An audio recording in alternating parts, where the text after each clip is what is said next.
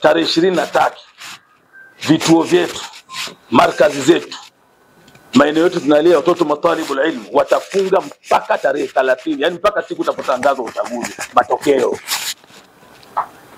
Ni maelekezo. Tumetoa maelekezo haya. Watu watafunga. Hakuna kitu kigumu kama kukubali njaa. Iko watafunga kwa ajili ya nchi. Sisi tuna wajibu wa kuipigania nchi hii. Rudi kwenye historia. Baadhi ya wazee wetu na wazee wa imani zingine wameshiriki kuitafuta nchi hii, kutafuta uhuru wa nchi hii. Wakoloni hapa walitutesa sana. Hata siseme tu kwamba sisi mwanzo tushaamua. Sisi tumeelekeza waumini wetu wakae na familia zao. Tarehe 29 ni siku ya kwenda kupiga kura. Kila mtu akae na familia, kikao cha familia kikae. Tumeelekeza hivyo. Tumeelekeza hivyo, wala sio siri. Tunalinda nchi ya mababu zetu. Walihangaika. Msoleni Mtume. Mama Samia ni mwanamke, lakini si kama mwanamke. Utafiti umefanywa, umethibitisha. Mama Samia anaambiwa habari rais amekufa, yuko Tanga. Ghafla. Sasa itakuwaje? Mama rais wewe sasa, mimi sasa wewe. Akili inamjia, anatazama jeshi, anatazama mipaka ya nchi. Mimi siwezi wazee. Wewe. Katiba inakutaka wewe. Anachukua nchi. Lakini wakati anachukua nchi, kuna miradi ya mabilioni ya fedha imeanzishwa hapo, haijafika hata 50% yote. Afu yule mama anachukua nchi, afu anasimama na mtawakal Mungu.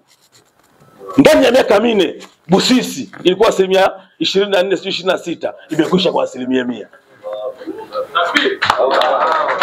Bwawa si la Nyerere kule kutengeneza umeme, si kwa 100 ngapi? Ndani ya miaka 4 kalifuta. Kizimeachwa meli hapa kwetu Mwanza, sisi watu wa Mwanza ni mashahidi. Zimeachwa meli hapa, ndio ziko kwenye chelewa ile. Hivi tayari mkuu kishaenda kutembea ndani ya maji, imesharudi. Meli nzito, ina gorofa. Unapanda kwa lifti. Gorofa 4, anaambia. Mama Samia anachukua nchi, tulitarajia wafanyakazi wa serikali watakosa mishahara. Si mwanamke hawezi.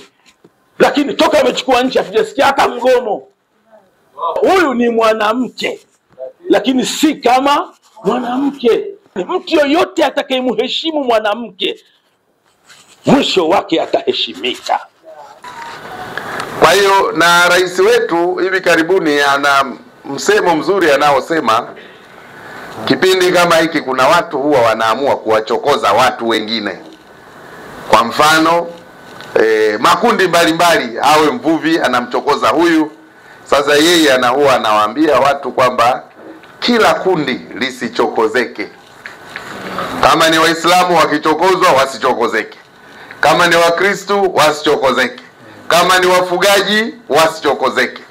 Kwa sababu kipindi kama hiki ni kipindi ambacho wako watu wanatoa lugha ambazo sio sawasawa, lugha za kuudhi, lugha za kuchochea.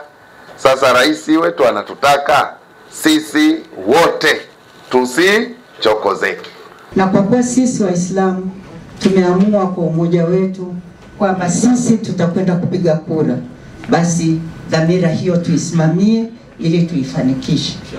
Mama Samia kwa neema ya Mungu, kwa ubunifu wake, na kwa kweli kwa ilani ya Chama cha Mapinduzi ambayo ndio imeshika hatamu ya kuongoza nchi yetu, amejaliwa sana kusimama imara kuliko watu wengi waliokuwa wana mashaka. Na moja, mimi nitakapozungumza baadaye na Wakristo jioni, nitawaomba wamfanyie dua, wamwombee. Ukimwombea rais wako, unaiombea nchi yako. Na bila sala na maombezi, na Waislamu wanasema dua, nchi haiwezi kusimama imara. Na kwanza yule ambaye ni kiongozi wetu, ambaye Mungu ametupa mfano. Mimi nina mtoto wa kike anaitwa Sera, mdogo ana miaka 14. Akimtazama Mama Samia anajiona kwamba kumbe na yeye ana nafasi yoyote katika Jamhuri hii ya Muungano na katika dunia. Hakuna jambo ambalo litamshinda.